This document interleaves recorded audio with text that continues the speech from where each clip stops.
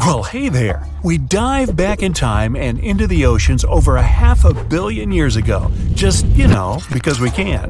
Whoa! Watch out! It's not Megalodon or giant sea reptiles you need to look out for here. It's a bizarre, unearthly-looking creature called Anomalocaris. The name means unlike any other shrimp, and I think you'll agree, it looks like a nightmarish cross between a shrimp and a modern-day centipede. 2 tentacles protruding from its face, each lined with razor-sharp teeth. Oh yeah, and this thing was about the size of your leg.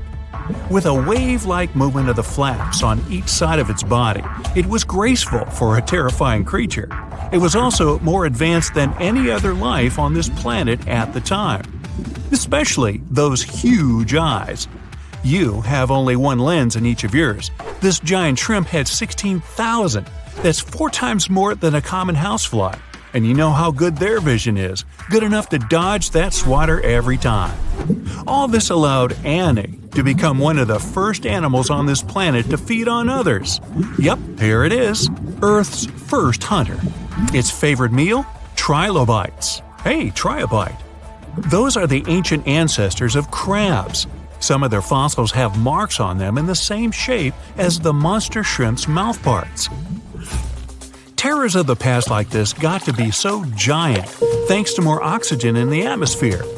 A perfect example of this, Meganeuropsis. Imagine a dragonfly. Now make it as big as a cat, and with a wingspan longer than your arm. Megan, the monster-sized dragonfly, could easily grab other insects or even small animals, and she ruled the air with quick movements. Back then, there were still no large birds or other airborne enemies for this behemoth bug, so it was safe and free to grow as large as this planet would allow. Piranhas of the past were also jumbo-sized. Mega piranha was about 3 times the size of the river terrors we have today. Its bite force was about the same as a tiger's, and those striped kitties bite down 2 times harder than lions. That means it probably not only dined on other fish and any land creatures that, got too close to the water, but it could also easily crunch down on large turtles and other unlucky shelled creatures. And fun fact, modern-day piranhas bark like dogs when they're about to enter a confrontation. It actually sounds more like a frog's ribbit. But makes you wonder, what did this mega-sized ancient cousin sound like? A bear roaring? How about giant sea scorpions the size of your bed? Go back about 460 million years, and you'd see them swimming under you. And watch out for that tail. Scientists still don't know if these creatures could use it to inject venom like your standard land scorpion, but something tells me I wouldn't want that thing anywhere near me. Then there's this guy, Therizinosaurus. Terry looks sort of like a goose with long arms. Oh, and did I mention this goose dino is about 2 stories tall and longer than a bus? Yow! Its arms make the T-Rexes look even more bite-sized, each 8 feet long, almost triple the length of T-Rexes. And on the end, razor-sharp claws the size of your whole arm. Now, don't worry about those lengthy claws too much, though. Terry probably used them to cut through giant termite nests. So, this huge reptilian goose was more interested in eating bugs and plants. Another mega monster for you, Megatherium. The giant ground sloth could look a giraffe straight in the eye and weighed as much as a hippo. It moved mainly on its hind legs and used its massive tail as support. He had huge paws with colossal knife-sized claws.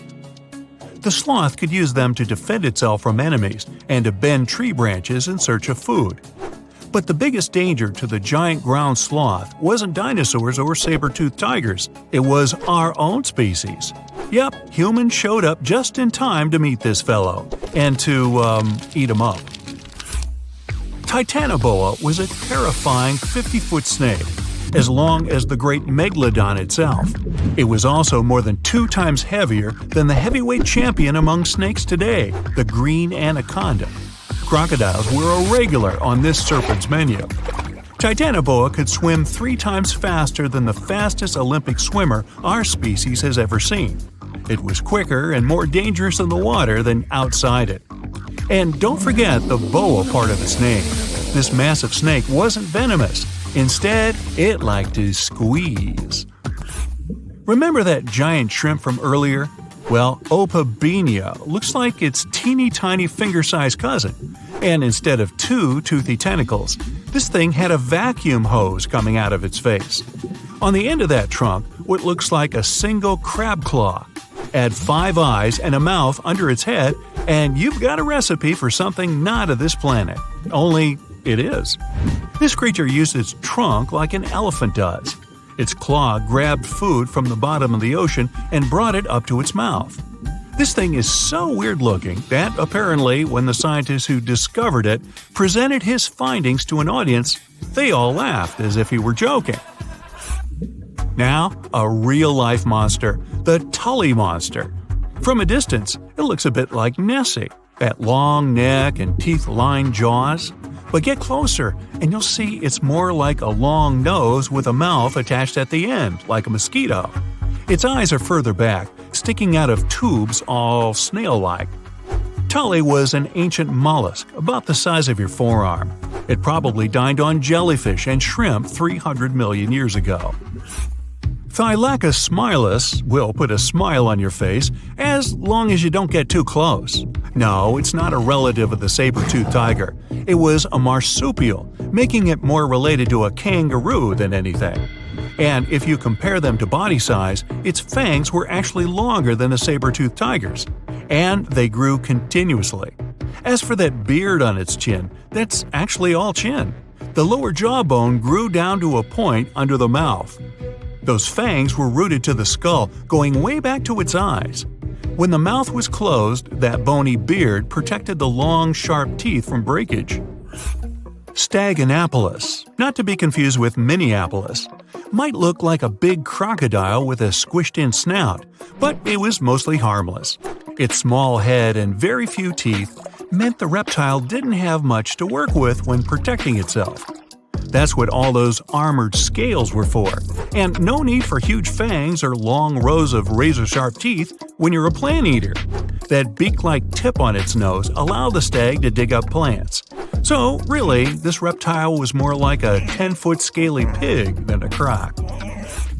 Basilosaurus was a type of ancient whale that lived on our planet about 45 million years ago. Not quite as long as a blue whale, but this guy was still big enough to munch down on other whales and even sharks. Some people believe these monsters could still exist today. Eyewitnesses claim to have seen a giant sea dragon, and Basilosaurus fits the description. Plus, 90% of our oceans are unexplored. There's plenty of space to hide a sea monster. But scientists haven't found any fossils of this ancient whale younger than 3.7 million years. So, this myth is busted. Stegosaurus is one of the most recognizable dinosaurs that ever lived. It can easily be distinguished by those huge spikes on its tail and the bony plates on its back. It was twice as long as a giraffe and nearly 5 times heavier. But compared to its body size, it had the world's smallest brain. It was no larger than a dog's. Pelagornis had the largest wingspan of any bird ever discovered. It was twice the size of the largest bird today, the wandering albatross. Such huge wings made it hard for the bird to take off. It could only do so by jumping off cliffs. And when it finally spread its wings, this giant could only go about 40 miles per hour. The fastest bird today can reach speeds 5 times that.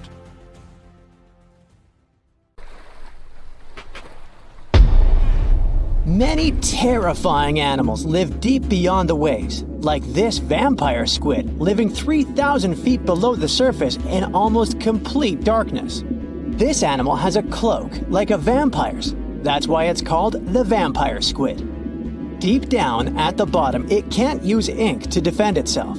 So this animal has developed an unusual tactic. It glows slightly to scare away predators. If this tactic fails, the vampire squid can turn its body inside out, revealing tiny spikes. When you translate its scientific name, Vampiroteuthis infernalis, it literally means vampire squid from the nether. Despite its terrifying looks, it's a harmless ocean animal. This previous creature was not from space, but this object definitely is. Before Elon Musk found a way to reuse rockets, NASA would simply drop old ones after launching astronauts into space, most of the time in the ocean or deserts. In 2012, Jeff Bezos launched a mission to find the Apollo 11 rocket. They found it by using sonar, but it was in terrible condition. It was sitting on the bottom of the ocean, not far from the predicted site. They were able to rescue the engine and reconstruct 2 of them. The most famous lost city is Atlantis, but sadly, we still haven't discovered it.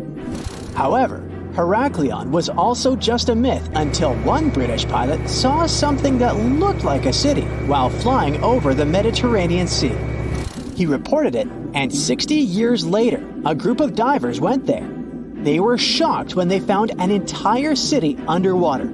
It was loaded with artifacts that could tell us a lot about the history of the place. Now it's one of the best underwater archaeological sites in the world. It's believed that the rising sea caused the whole city to go underwater. The Titanic sank in 1912. The wreck was claimed to be officially discovered 74 years later. In reality, though, a fisherman found the Titanic 8 years earlier while fishing in the Atlantic Ocean. He was pulling out his net when he spotted a head stuck in it. Luckily, it was just a doll's head. Years later, after the fisher had passed away, his son sold the doll to a doll collector. She did a lot of digging and research on every person who had a porcelain toy on the Titanic. She found the owner of the doll. Ava Hart was on the Titanic and had a doll with her. Ava survived the catastrophe by a miracle, but her toy didn't. Hart even wrote about the doll in her journal, and every detail matched the toy found by the fisherman. The tripod fish lives deep in the abyssal zone, around 20,000 feet below the surface. It's adapted to such immense depths and uses its tripod fins to stay still on the bottom. This creature doesn't have big eyes, but even if it did, these eyes would be useless in the darkness. Instead, the tripod fish uses its fins like antennas to detect any movement in the water. This creature doesn't have much luck when it comes to its love life, so it had to develop unique tactics to reproduce. One fish can be both male and female. The next bizarre creature is the lizardfish. It has tons of razor-sharp teeth, a huge mouth, and really big eyes, which it uses for hunting. All this makes the animal look freaky. The lizardfish lives at depths of around 11,000 feet in the midnight zone, where there is zero light. This freak of nature basically eats everything it can fit inside its mouth, from small fish to other lizardfish. On the other hand, when they see other reptile fish, they probably fall in love instead, because finding mates at those depths is not an easy task. Like the tripod fish, the lizardfish can be both male and female at the same time. When you think of a river, you usually picture it on land. Still, nature is quite unpredictable, and it created a river flowing under the ocean in California. It's running at a depth of around 2 miles. This river has everything that an ordinary river has: sunken logs, trees, and rocks. And despite its uniqueness, it's not the only one in the world. There are also others in the Amazon and Greenland. A terrifying creature was discovered near Angola's coast by a remote operating vehicle. It looks like it doesn't have a head or a body. It was sitting at a depth of around 4,350 feet below the surface. After doing research, scientists concluded it wasn't anything from a sci-fi movie. It was just a cluster of siphonophores stuck together. In 2015, some random guy was diving in Caesarea, and something shiny caught his eye. He reached out, grabbed it, and realized it was a gold coin. After that, he examined the bottom and found out that there were many more. He reported the incident to the local authorities, and they concluded that he had found Arabic treasure, The coins were made of solid 24-karat gold and were a few thousand years old, but due to the perfect salinity and temperature, they looked brand new. The coins belonged to a ship carrying cargo. It was caught up in a storm and unfortunately sank. One of the weirdest things ever discovered was found in the Baltic Sea. It's an anomaly that looks as if it was created by a different civilization. It was discovered by Swedish researchers, and they basically had no idea what it was. They had to ask tons of other scientists for their opinions. When you look at this formation from above, it's 200 feet long and looks exactly like a fallen spaceship. It's hard to believe that it's a natural formation, but spoiler alert, it's totally made by nature because the Baltic Sea has gone through many erosions throughout history. Most likely, the bizarre formation is the result of these processes.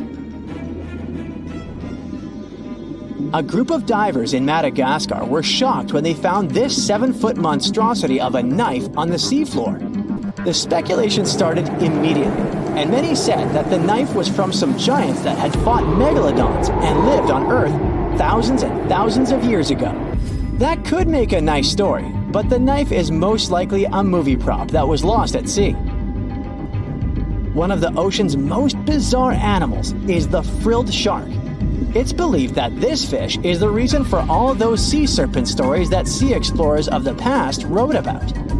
These animals live pretty deep in the ocean, but sometimes they can be seen in shallow waters. It's super rare, but possible. The frilled shark has a big mouth sporting around 300 teeth. It also has a long body that looks like a lizard's, and it is truly a unique species of shark. Its prey can be half of its size because this shark's stomach is like that of a snake, and it can swallow huge fish or crustaceans. Spotting a few worms in your garden is no big deal, but after seeing a 26-foot-long one in the ocean, you will make your wetsuit a little wetter. This worm is super rare, and it's completely harmless to humans. It's actually not a giant worm. It's a cluster of zooids that are stuck together in a worm-shaped formation. They usually only eat plankton, bacteria, and other tiny things that can be found in the ocean. Probably the scariest thing in the ocean that is 100% real is the magna pinna, which can be found at crazy depths of 20,000 feet below the surface. This monster looks like an underwater Slender Man, but it's just a squid with really long tentacles that can reach a terrifying size of 8 feet. This guy has only been seen a few times, and basically, we don't know much about this creature so far. In the past 30 years, scientists have made an incredible discovery of a new creature living deep beneath the surface of the ocean, and the name of the creature is the harp sponge. Now, if you're wondering why it took so long to come across this animal, then I might have the answer. These creatures typically hang out at a depth of roughly 11,100 feet beneath the ocean's waves. This sponge species was first discovered off the coast of California thanks to a robot that was sturdy enough to explore those crazy depths the ocean has to offer. This is no doubt an area of the planet where even the most benign-looking creatures can be potentially dangerous. But even scientists were surprised to find that this creature was more than just a sponge. Now, this might seem obvious, but the harp sponge got its name because its basic structure, referred to as a vein, is the same shape as a harp. Each vein is made up of a horizontal branch supporting several parallel vertical branches. But don't let the harp sponge's fanciful and amusing appearance or its non-intimidating name fool you. Yeah, the harp sponge is very much a deep-sea hunter. It has a unique ability to capture and envelop small animals using its rhizoids, short, thin fibers. With their help, the harp sponge clings on to the soft, muddy bottom and catches tiny creatures that get swept into its branches by deep-sea currents. Uh-oh. Other sponge creatures often feed by pulling bacteria and bits of organic matter from the seawater and filtering them through their bodies. But not our harp sponge. Instead, it snatches its future meal with minuscule barbed hooks that cover each of the harp sponge's branches. Now, harp sponges prefer tiny crustaceans like crabs, crayfish, shrimps, and prawns. Once the harp sponge has one of them in its clutches, it envelops the animal in a thin membrane before slowly beginning to digest it. So, pal, what's eating you? Oh, harpo? Too bad. Researchers believe that harp sponges use this method of feeding because there aren't enough nutrients that deep down. This makes traditional filter feeding less effective. Research has shown that the creature is still in the process of evolving. Early harp sponges, researchers found, only had 2 veins, but later, scientists discovered other harp sponges that had 6 veins. The harp sponge might have evolved this elaborate candle holder-like structure to increase its surface area. In general, harp sponges typically grow up to a length of 1 foot, but researchers have seen a creature that was 2 feet in length. The harp sponge is not only very unusual, but also beautiful to look at. See those tiny white balls on top of the branches? Now, why don't we look at some other creatures that live below the photic zone of Earth's oceans? The photic zone means the area beneath the ocean's surface that still receives some sunlight. Thanks to this, there are loads of different creatures and organisms living there. Any animal living beyond this layer qualifies as a deep-sea creature. The Tomopterus worm is a segmented worm you can find in the Twilight zone of the ocean. This is the area that lies between 650 and 3,300 feet beneath the surface. These creatures are often no more than 1 inch long, but the largest of them can grow up to 1 foot. While swimming around and feeding, these worms do what researchers describe as an amazing smooth dance. That's because the creatures can swim extremely quickly and maneuver at tight angles with ease. Now, I know most people hear the word worm and think of the common earthworm, so it's quite interesting to know there's a deep-sea worm out there that never leaves the water during its entire life. Similarly, most of us try to avoid jellyfish that either rest on the sand or sit on top of the ocean waves. This isn't the case with a crocodile jelly. That's a deep-sea creature too.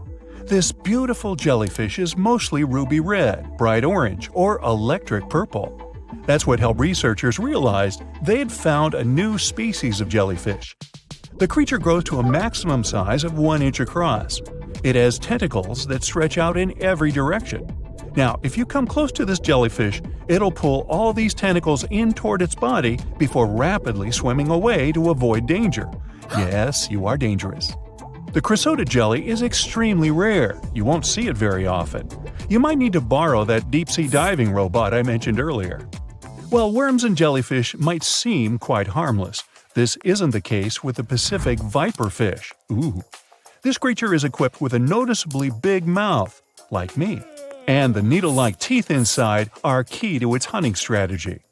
Pacific viperfish live at around 5,000 feet below the ocean surface, but they're among those numerous marine animals that migrate each night from the ocean depths toward shallower waters to dine.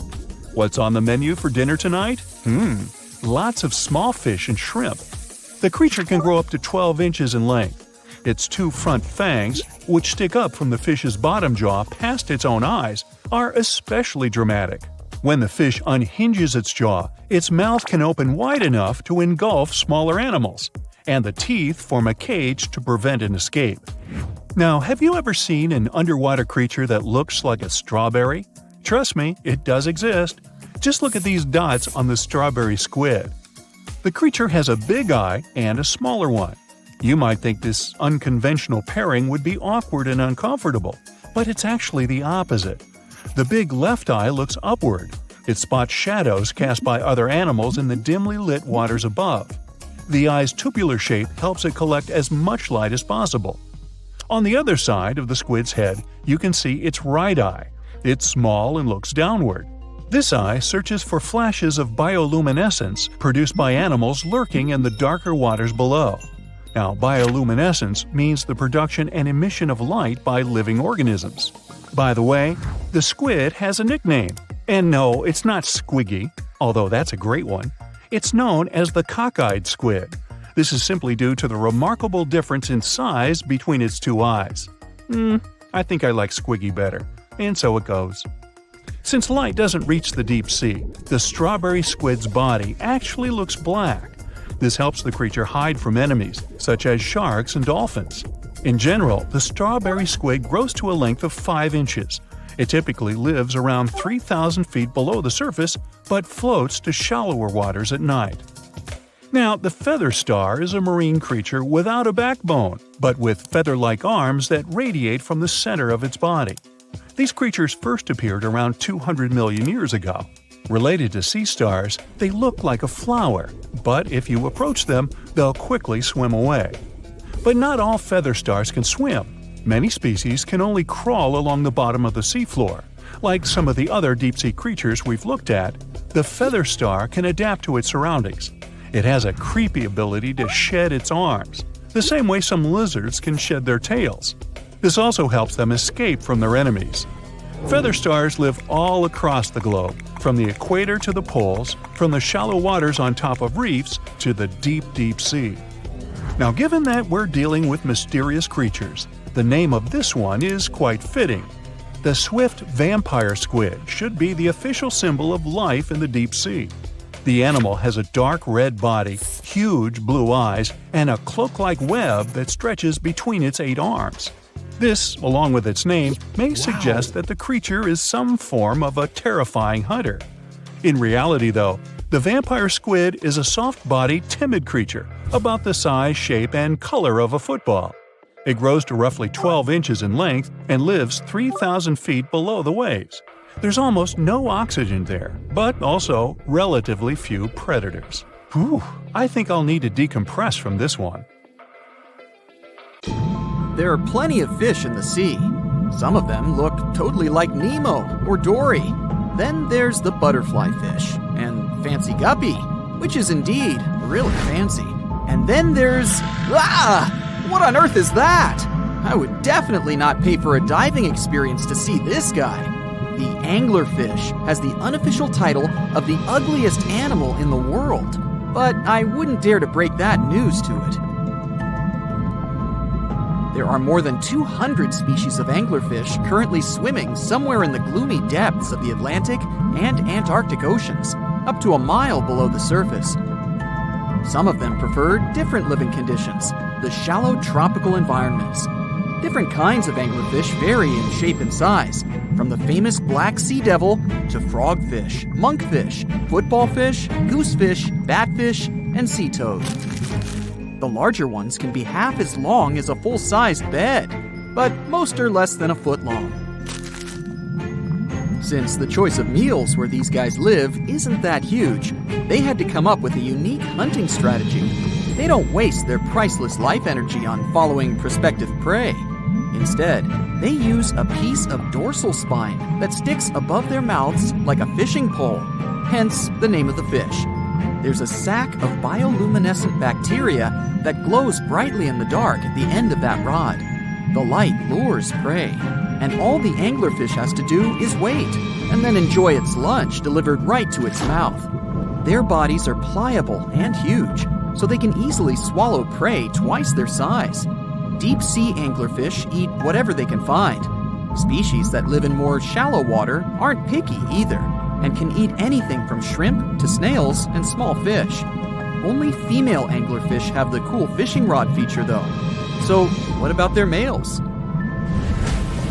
Finding a soulmate deep under the sea isn't that easy. I mean, literally, there's no light down there. Plus, there are frigid temperatures and low oxygen levels. Anglerfish can't afford to go on many dates in those conditions, so they mate for life. And before you go aw about it, I have to tell you, they do it in quite a special way. Male anglerfish are much smaller than their ladies. The contrast is so striking that when researchers first got interested in their love life, they thought those males were actually the offspring, or larvae, hanging out next to their moms. Certain anglerfish male species have receptors that alert them that there's a female nearby. After they mate, the male bites into his woman and stays attached to her head, belly, near her tail, and other areas he can access. While they morph together forever, the female fish gets the male's cells, DNA, and reproductive organs, but loses her immune response cells. The male gets free permanent housing and nutrition. Given the current real estate prices, it sounds like a dream. But that accommodation is shared by up to 8 males, and they can't move out if they ever feel like it. You're unlikely to meet this deep-sea fish in real life, but if you meet an anglerfish in your favorite video game, remember that you can easily outswim it and make it kinder to you with tranquilizing arrows. Once you befriend it, the anglerfish can be your scout and help you discover new areas with its bioluminescent pods. Back in the real world, down in the Twilight zone of the ocean, about 650 to 3,300 feet down, the anglerfish isn't the only creature you're lucky you'll probably never meet. Many of the locals look like they come straight out of science fiction or horror movies, but that's because they had to adapt to this dark, deep world. I did my best to get you prepared for the creatures you're going to meet, starting with the common fangtooth. They spend most of their lives deep down, but at night, they move toward the surface to snack. These guys are more active than most other deep-sea dwellers. They don't wait for food to come their way, but actually follow it, and then get it with their long, hungry teeth. They don't have a built-in light bulb like the anglerfish, so they've developed a great sense of smell and use as much sunlight as they can get there in the depth to get around. Sometimes, even the shadow of a passing by prospective prey is enough for them to switch to action mode. And though they don't look too charming, they're completely harmless to humans if you ever run into one of these guys. Stoplight Loosejaw sounds like a great name for an alternative band, but it's actually another deep-sea resident with sneaky hunting habits. It has special light-producing photophores under each eye. They emit green and red light like a stoplight, hence the name of the fish. Unlike other fish, these guys hardly ever leave the twilight and midnight zones. Their lower jaw is a quarter of the total body length, and the stoplight keeps it open all the time, hoping to get some lunch. It looks like a ferocious predator, but mostly prefers zooplankton with an occasional dessert of shrimp, krill, and fish. I'm sure you didn't expect to meet a hybrid of an eel and a bird, but here it is! The slender snipe eel has a beak, much like that of a bird, with curving tips. The beak is equipped with tiny hooked teeth that the eels use to catch the antennae of delicious shrimp. And it sure is slender, stretching up to 5 feet and weighing only a few ounces. Scientists don't know all of this guy's secrets, since it's pretty tricky to study in their natural habitat. But it looks like they only produce offspring once in a lifetime, and then pass away. Glass squids like to take it easy in life and literally go with the flow. They're filled with a solution which is lighter than water, so they don't have to make any effort to move around the deep sea looking for food and partners. These creatures are transparent, so they blend into any landscape and don't even cast a shadow while moving. Talk about a great survival tactic. If danger finds it anyway, it can transform into a lumpy ball, pushing its head and tentacles into its mantle cavity. It can also release ink into the mantle and go from transparent to black. The same ink can protect it against hungry whales and seabirds. Another tactic they use to scare off predators is to activate their light-emitting organs around their eyes. I'm getting hungry. Maybe I can snack on this sea cucumber. Ouch, it's moving! So I guess it doesn't belong in a salad after all. These soft-bodied fellows live in all parts of the ocean, from shallow waters to the deep underwater world.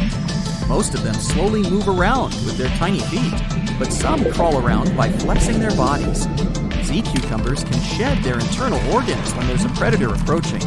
Those sticky organs distract the intruder, and the happy cucumber moves on and just grows the organs back.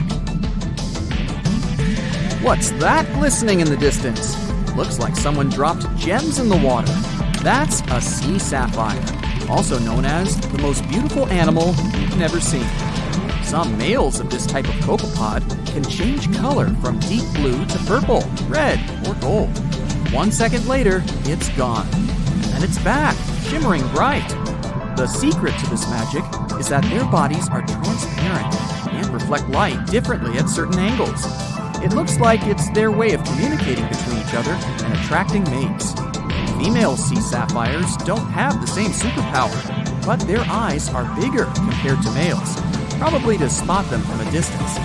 Males roam wild and free, and their ladies stay in the crystal palaces of strange barrel-shaped jellies called salps.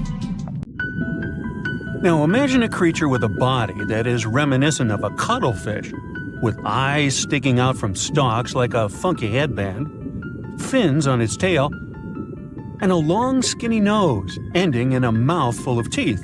Or maybe this thing could be a claw. Yep, the Tully monster is on the move. It's definitely one of those freaky creatures you wouldn't like to face while scuba diving somewhere. Luckily, it went extinct 300 million years ago. This unusual marine beast was discovered in the 1950s in Illinois, and scientists couldn't even agree what it really was. Some thought it was a vertebrate, which means a group of creatures with a spine, like us humans. But a team of researchers in Japan studied many fossils of the Tully monster, using advanced laser scanning technology to check them in detail in 3 dimensions. There's still a lot they don't know about the Tully monster, but they managed to realize it didn't have any spine at all. Now the next step was to see what type of invertebrate it was. Could it be vertebrate-like, such as a land sled? Or are we talking about something closer to snails and worms? They also discovered the creature had segmentation in the head area that extended from its body, and that's not something bony creatures have. Still, in recent years, some researchers had the idea the Tully beastie could be related to jawless fish, such as lampreys. These fellows belong to the most ancient group of vertebrates, and are not pleasant to see either. In the case of lampreys, we're not talking about extinct animals. They're still out there somewhere, wandering the ocean and scaring other animals, or you, if you see it in the northern and western parts of the Atlantic Ocean where they live. And they've been here really long, even before the dinosaurs. A long time ago, long before humans or I even existed, there were eurypterids, weird creatures from a group we call arthropods, which includes spiders, insects, and crabs. But eurypterids were unlike anything you've ever seen before. They had a body shape similar to horseshoe crabs, with many segments that made up their body. Instead of legs, they had special appendages at the front that acted like oars. Some even call them giant scorpions, but most eurypterids were actually quite small, except for this special one, which was truly enormous. It could grow to a staggering length of about 8 feet. Wow! The next time you see a crab scuttling along the beach or a spider swimming its web, remember, we're lucky we only got mild versions of their ancient relatives, which, by the way, disappeared hundreds of millions of years ago. Whew. Now, some eurypterids were pretty fierce and fast predators. They would swiftly swim after their prey, chasing them down in the water. Others were more like scavengers, living on the bottom and feeding on whatever they could find along the way. They had a taste for the leftovers, like some sort of cleanup crew of the ancient oceans. Eurypterids loved to spend their time in brackish water environments. It's water with more salinity than fresh water, but still less than seawater. Now imagine you're just floating around and all of a sudden you see this guy. No, it's not some weird tiny spaceship, and you won't see it floating in space, even though that's where it would perfectly fit in, as some weird creature from another planet you'd see in sci-fi movies.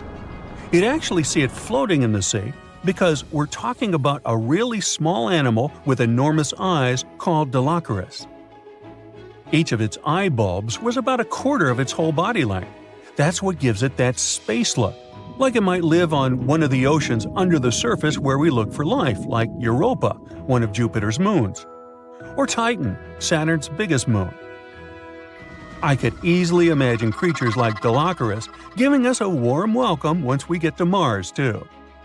Dilophosaurus had great vision. It would keep a keen eye out for any movement in its surroundings. Once it noticed something, it would swiftly launch its spiky appendages forward.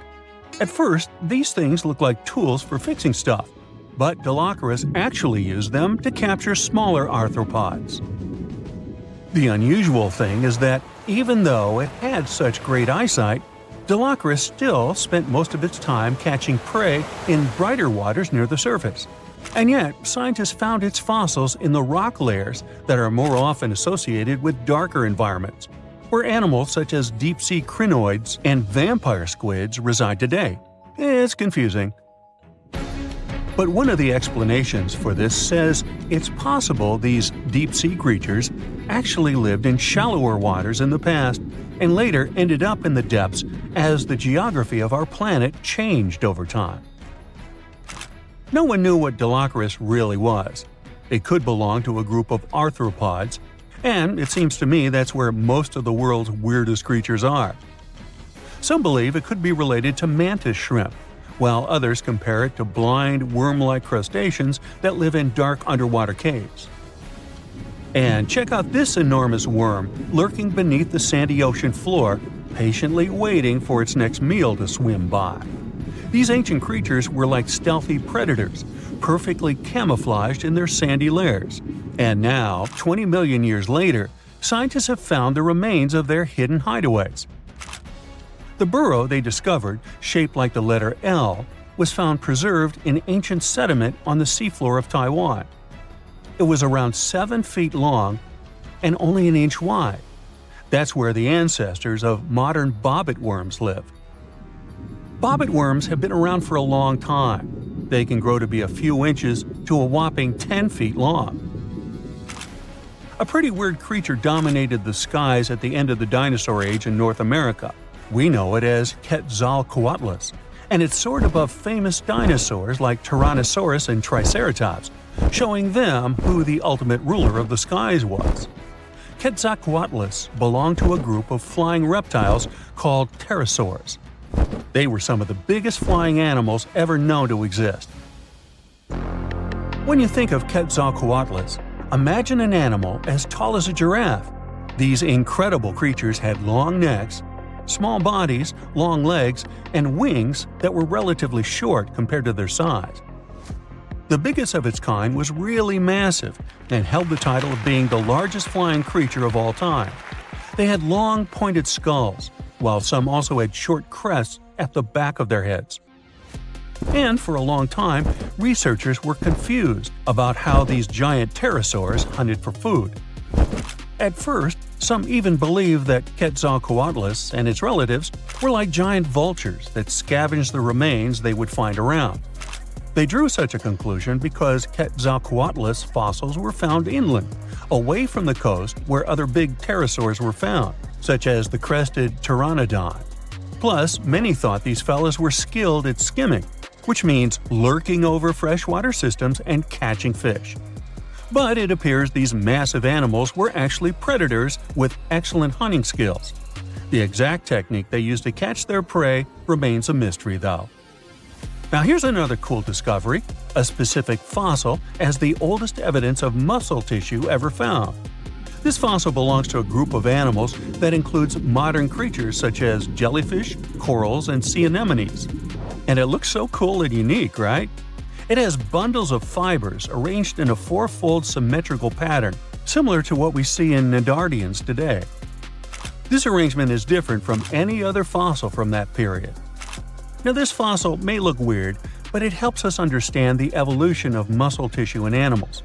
They, well, all of us actually, got new options for discovering different feeding strategies and generally new things to do thanks to muscles. And it's not like scientists usually get to study fossilized muscles. It's more that they learn about that based on how animals feed, reproduce, move, and do other things. So this cool fossil suggests animals may have had an earlier origin than we used to believe. So imagine stumbling upon a creature so huge it could dwarf even the largest known marine animals today. Scientists discovered the fossils of this beast on England's coast and believe it once ruled the waves. The new species was named Ichthyotitan severnensis, but thankfully for me, scientists nicknamed it the Little Stock Monster. Its estimated lengths range from 72 to 85 feet long, almost as big as a blue whale. Megalodon can't even compare to this. It was only about 60 feet long. And what's crazy is that this fossil we found wasn't even an adult, so who knows what their actual size was. The first piece of the Little Stock Monster was discovered in 2016 in the Westbury Formation. Researchers found a 3-foot-long jaw part that belonged to an unknown species. For years, this single fragment had been driving them crazy because they had no idea what that animal was. Then, in 2020, a miracle happened, of sorts. A father with his 11-year-old daughter found the second piece of fossil on a beach. This discovery led to more findings. Finally, in 2022, the last piece of the literal jaw puzzle was found, buried along the Somerset coast. This leviathan belonged to the Shastasaurid family. Both the Little Stock Monster and other Shastasaurids had one ancestor, so all the species in this family are super similar to each other. For example, all of them were the largest marine reptiles ever to exist. Although our Little Stock Monster is much larger, most Shastasaurids could grow up to only 69 feet long, and it's possible that the Little Stock Monster, when fully grown, would reach up to 100 feet or even more. Both of their bodies were just perfect for cruising the ancient seas. These marine titans were elegant and slender, with an elongated snout. Other marine animals at the time were smaller and looked more like dolphins. Shastasaurids had long paddle-like limbs adapted for efficient swimming. Their skulls show large eye sockets, which means they had excellent vision. If you were in the ocean, no matter what time it was or where you were hiding, they could spot you. They were also incredibly fast and could dive to great depths. Of course, all these things made them the most terrifying predators. They ate pretty much everything, including fish and squid, and you if you were there. They probably captured their prey like whales, opened their huge mouths, and literally sucked the fish in. What made the Little Stock Monster especially scary is that it wins in the jaw competition. For other Shastasaurids, their jaws were a bit weaker, so they hunted smaller fish, kind of like today's orcas. They required vast amounts of food. This shows us that the Earth's Triassic oceans had rich, productive food webs. But the Little Stock Monster has this unique feature. It could open its jaw almost 90 degrees upwards. It also had tons of powerful muscles around. Its jaws were horrifyingly strong. So while others were hunting some squids, the Little Stock Monster probably hunted large fish and even other marine reptiles. Fossils of Shastasaurids have been found everywhere in the world, from North America to Asia. This means that these creatures dominated and terrorized the oceans for millions of years, although even they weren't completely safe from scavengers. And that's exactly why we struggle to find these fossils now. Scavengers didn't leave any remnants of them. So, while we have some fossils of this marine family, they mostly remain a mystery for us. They lived in the oceans about 200 million years ago, in the late Triassic period. The Earth looked completely different back then. All continents were united in one Pangaea, a huge landmass. Some parts of this supercontinent were covered with lush conifer forests, while others were dry deserts and open prairies. It was before the famous Jurassic period, but there were already first pterosaurs and amphibians. It seems like those monsters were crazy resilient. The Triassic period was super unstable, but they survived through many changes in the environment. Well, until the last one. The Triassic extinction came out of nowhere. It was one of the Earth's big 5 extinction events. It wiped out almost all species on the planet, including these leviathans. It's still not clear what happened exactly, but it looks like there was a huge tectonic activity. Volcanoes in the oceans were going crazy back then. These massive volcanic eruptions have probably altered the climate and ocean chemistry, leading to the extinction of many species. Scientists have a theory that it might have happened because there was a rain of comets flying to our planet from the Oort cloud. This likely happens about every 200 million years or so. I wasn't around then, so I'm just guessing here. In any case, after the extinction, the Earth took some time to recover. Then it entered the famous Jurassic period. More terrifying sea monsters were on the way. One of them left us a colossal skull. This fossil is 150 million years old, and it also belonged to a sea beast from Jurassic times.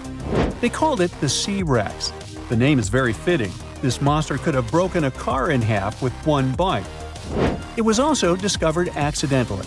A fossil enthusiast was walking along the Jurassic coast. This place is famous for having tons of ancient fossils, all because of the erosion and stormy weather. Typically, people find small spiral fossils here. However, this time, he discovered a giant sea monster fossil. Excited, he contacted scientists. They arrived at the spot right away and then had to carefully climb down a cliff to search for the rest of the skull. This fragment alone is 6.5 feet long.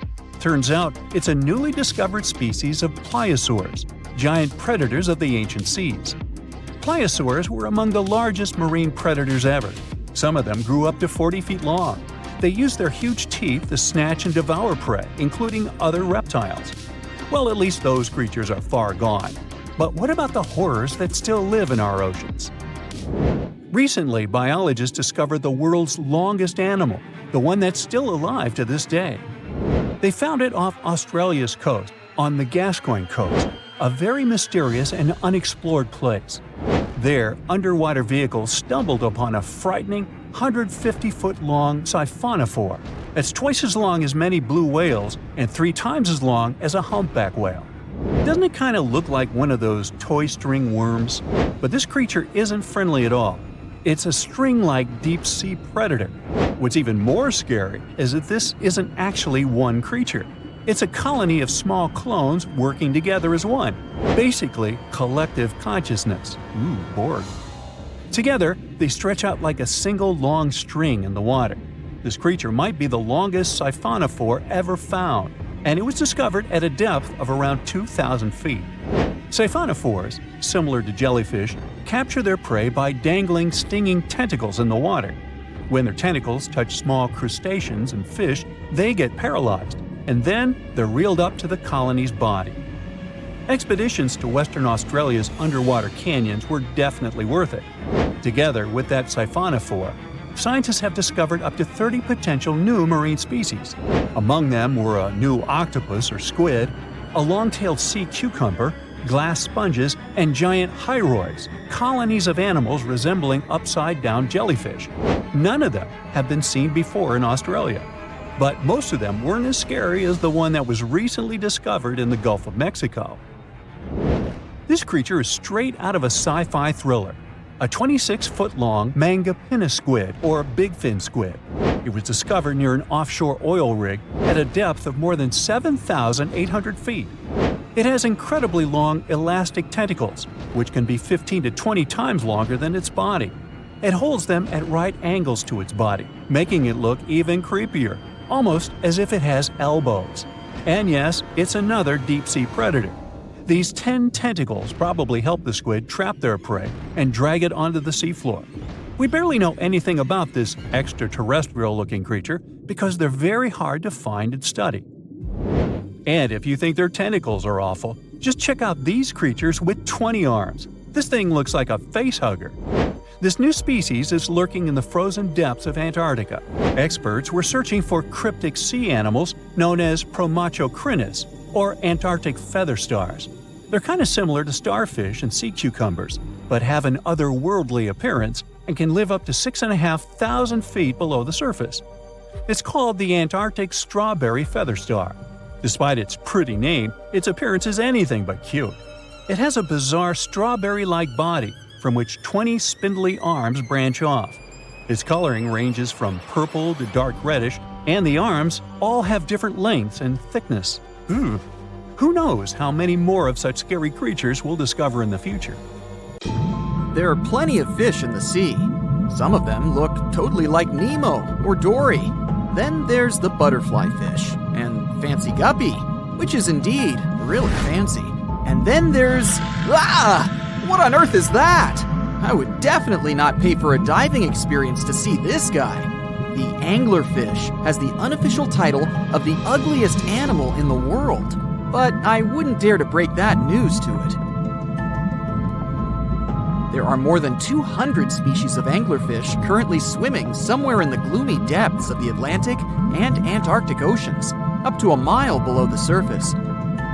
Some of them prefer different living conditions, the shallow tropical environments. Different kinds of anglerfish vary in shape and size, from the famous black sea devil to frogfish, monkfish, footballfish, goosefish, batfish, and sea toad. The larger ones can be half as long as a full-sized bed, but most are less than a foot long. Since the choice of meals where these guys live isn't that huge, they had to come up with a unique hunting strategy. They don't waste their priceless life energy on following prospective prey. Instead, they use a piece of dorsal spine that sticks above their mouths like a fishing pole, hence the name of the fish. There's a sac of bioluminescent bacteria that glows brightly in the dark at the end of that rod. The light lures prey, and all the anglerfish has to do is wait, and then enjoy its lunch delivered right to its mouth. Their bodies are pliable and huge, so they can easily swallow prey twice their size. Deep-sea anglerfish eat whatever they can find. Species that live in more shallow water aren't picky either, and can eat anything from shrimp to snails and small fish. Only female anglerfish have the cool fishing rod feature though. So what about their males? Finding a soulmate deep under the sea isn't that easy. I mean, literally, there's no light down there. Plus, there are frigid temperatures and low oxygen levels. Anglerfish can't afford to go on many dates in those conditions, so they mate for life. And before you go aw about it, I have to tell you, they do it in quite a special way. Male anglerfish are much smaller than their ladies. The contrast is so striking that when researchers first got interested in their love life, they thought those males were actually the offspring, or larvae, hanging out next to their moms. Certain anglerfish male species have receptors that alert them that there's a female nearby. After they mate, the male bites into his woman and stays attached to her head, belly, near her tail, and other areas he can access. While they morph together forever, the female fish gets the male's cells, DNA, and reproductive organs, but loses her immune response cells. The male gets free permanent housing and nutrition. Given the current real estate prices, it sounds like a dream. But that accommodation is shared by up to 8 males, and they can't move out if they ever feel like it. You're unlikely to meet this deep-sea fish in real life, but if you meet an anglerfish in your favorite video game, remember that you can easily outswim it and make it kinder to you with tranquilizing arrows. Once you befriend it, the anglerfish can be your scout and help you discover new areas with its bioluminescent pods. Back in the real world, down in the Twilight zone of the ocean, about 650 to 3,300 feet down, the anglerfish isn't the only creature you're lucky you'll probably never meet. Many of the locals look like they come straight out of science fiction or horror movies, but that's because they had to adapt to this dark, deep world. I did my best to get you prepared for the creatures you're going to meet, starting with the common fangtooth. They spend most of their lives deep down, but at night, they move toward the surface to snack. These guys are more active than most other deep-sea dwellers. They don't wait for food to come their way, but actually follow it, and then get it with their long, hungry teeth. They don't have a built-in light bulb like the anglerfish, so they've developed a great sense of smell and use as much sunlight as they can get there in the depth to get around. Sometimes, even the shadow of a passing by prospective prey is enough for them to switch to action mode. And though they don't look too charming, they're completely harmless to humans if you ever run into one of these guys. Stoplight Loosejaw sounds like a great name for an alternative band, but it's actually another deep-sea resident with sneaky hunting habits. It has special light-producing photophores under each eye. They emit green and red light like a stoplight, hence the name of the fish. Unlike other fish, these guys hardly ever leave the twilight and midnight zones. Their lower jaw is a quarter of the total body length, and the stoplight keeps it open all the time, hoping to get some lunch.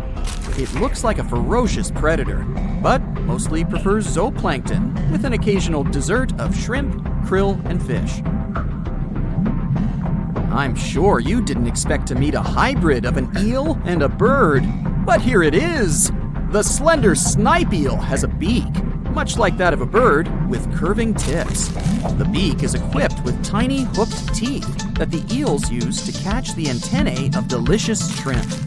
And it sure is slender, stretching up to 5 feet and weighing only a few ounces. Scientists don't know all of this guy's secrets, since it's pretty tricky to study in their natural habitat. But it looks like they only produce offspring once in a lifetime, and then pass away. Glass squids like to take it easy in life and literally go with the flow. They're filled with a solution which is lighter than water, so they don't have to make any effort to move around the deep sea looking for food and partners. These creatures are transparent, so they blend into any landscape and don't even cast a shadow while moving. Talk about a great survival tactic. If danger finds it anyway, it can transform into a lumpy ball, pushing its head and tentacles into its mantle cavity. It can also release ink into the mantle and go from transparent to black. The same ink can protect it against hungry whales and seabirds. Another tactic they use to scare off predators is to activate their light-emitting organs around their eyes. I'm getting hungry. Maybe I can snack on this sea cucumber. Ouch, it's moving! So I guess it doesn't belong in a salad after all. These soft-bodied fellows live in all parts of the ocean, from shallow waters to the deep underwater world. Most of them slowly move around with their tiny feet, but some crawl around by flexing their bodies. Sea cucumbers can shed their internal organs when there's a predator approaching. Those sticky organs distract the intruder, and the happy cucumber moves on and just grows the organs back. What's that glistening in the distance? Looks like someone dropped gems in the water. That's a sea sapphire, also known as the most beautiful animal you've never seen. Some males of this type of copepod can change color from deep blue to purple, red, or gold. 1 second later, it's gone. And it's back, shimmering bright. The secret to this magic is that their bodies are transparent and reflect light differently at certain angles. It looks like it's their way of communicating between each other and attracting mates. Female sea sapphires don't have the same superpower, but their eyes are bigger compared to males, probably to spot them from a distance. Males roam wild and free, and their ladies stay in the crystal palaces of strange barrel-shaped jellies called salps. Most of the ocean is still shrouded in mystery, whether we're talking about dark corners or creatures that are hiding in the depths. But sometimes it gives us a peek into scary things it hides in its cold, dark depths. Like when you hear on the news that there are some deep sea creatures washed ashore after a powerful storm once again. Some just look weird, while others are real monsters that live at depths of more than 3,300 feet. The coldest and deepest parts of the ocean have created one specific phenomenon called gigantism. So, sea spiders, squids, worms, and many other animals, mostly invertebrates, or creatures without backbones, they're all way bigger and scarier than the versions we see in the more shallow areas. In the Pacific depths, you can see a sea sponge as large as a minivan. Or what about the colossal squid that lives in sub-Antarctic waters and is nearly 14 times longer than the arrow squid, a type that mostly lives in New Zealand? Researchers found many of these underwater monsters in the abyssal zone of the ocean. Back in 2021, the researchers showed images of the giant phantom jelly. It was at a depth of 3,200 feet. Its tentacles were 33 feet long. Wow, I wouldn't like to face that one on the beach. It probably eats only small fish and plankton, but it can swim to depths of more than 21,900 feet.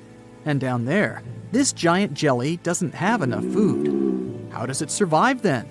Scientists haven't figured it out yet. And there are even more questions related to the giant squid, the biggest one ever found. This monster is 43 feet long, with a weight of nearly a ton. Imagine if those tentacles would grab your car, or something like that.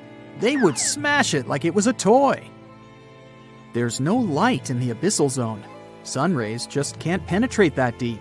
So there's no algae or underwater plants there. Local animals mostly eat snow. Marine snow is not like the regular one you build a snowman with. It consists of any small flakes or remains that fall from the surface of the ocean. Maybe even some leftovers that animals up there couldn't eat. So it's not much. But apparently, it's enough for very large creatures that hide deep down there, like giant squids. Squids that generally live at such depths don't bother going after their prey. They just wait until the poor animal swims right up to their long tentacles and falls into a trap. It may not be the best method ever, because not many animals will even swim into these dark, cold parts, but it's the method that saves energy. A giant squid eats only 1 ounce of fish daily, which is approximately 45 calories.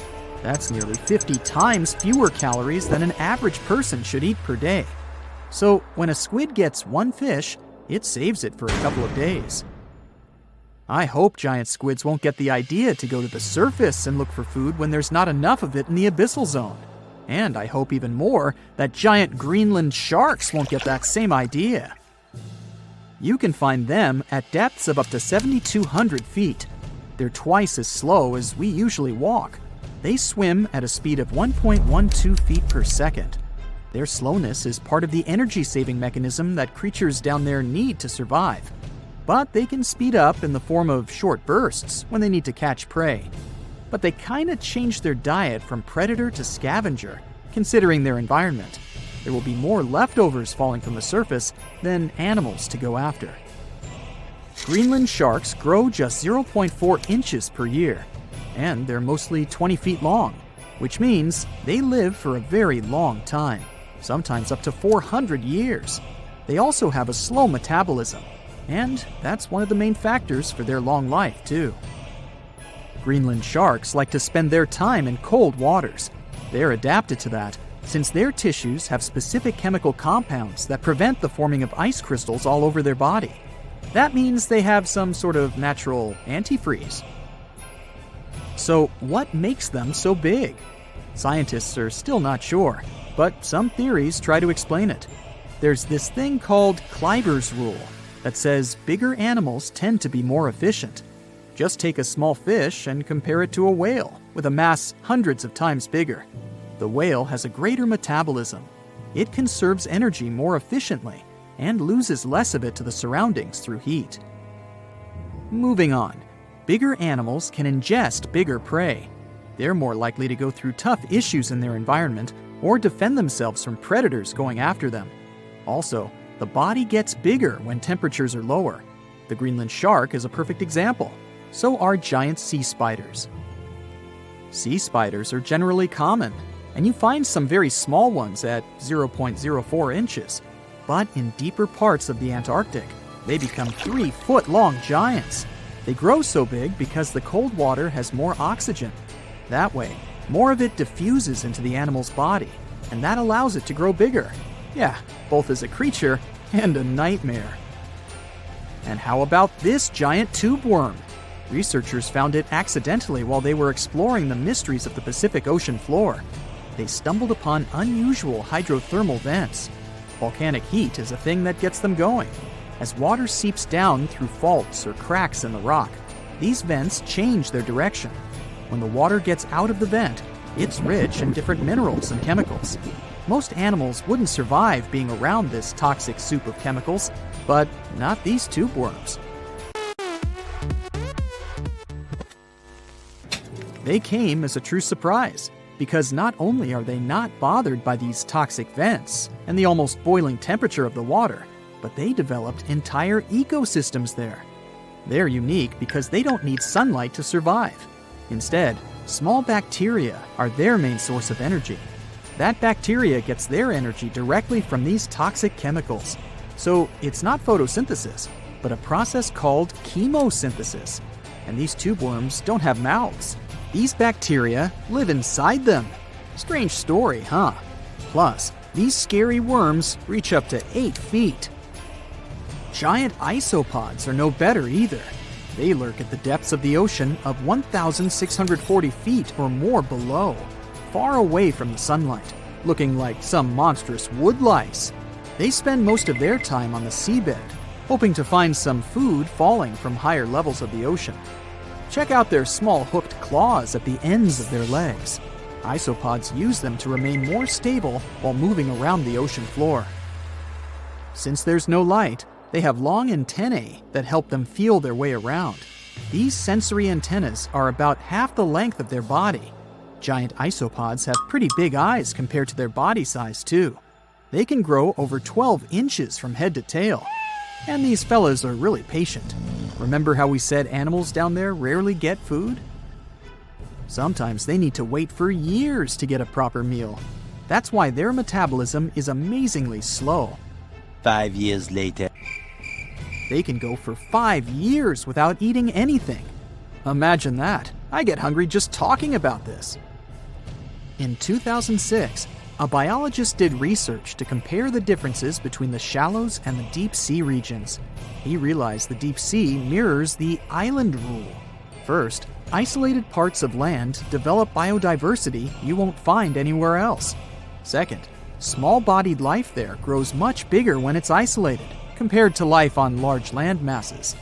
Resources are limited, but also competition and predators. And we don't know much about these deep-sea creatures. It's too expensive and too complicated to carry out such research, so we'll just wait for more raging storms to show us at least part of the monstrous world cold ocean depths hide.